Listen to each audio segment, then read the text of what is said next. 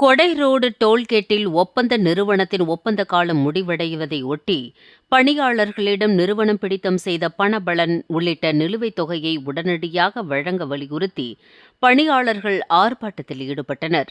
திண்டுக்கல் மாவட்டம் திண்டுக்கல் மதுரை தேசிய 4 வழிச்சாலையில் சமயநல்லூர் முதல் திண்டுக்கல் மாவட்ட ஆட்சியர் அலுவலகம் வரை சுமார் 53 கிலோமீட்டர் நீளமுள்ள சாலையை பராமரிப்பதற்காக கொடைரோடு அருகே சுங்கச்சாவடி அமைத்து கடந்த 9 ஆண்டுகளாக தனியார் நிறுவனம் மூலம் சுங்கவரி வசூல் செய்து சாலையை பராமரித்து வந்தனர்.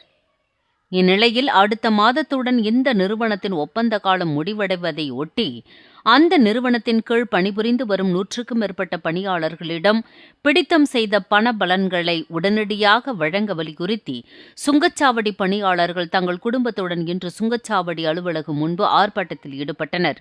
மேலும் சுங்கச்சாவடியை அரசே ஏற்று நடத்தி தங்களை பணி நிரந்தரம் செய்ய வேண்டும் எனவும் வலியுறுத்தி கோஷங்களை எழுப்பி ஆர்ப்பாட்டத்தில் ஈடுபட்டனர். இந்த ஆர்ப்பாட்டத்தில் 50க்கும் மேற்பட்ட தொழிலாளர்கள் மற்றும் குடும்பத்தினர் கலந்து கொண்டனர்.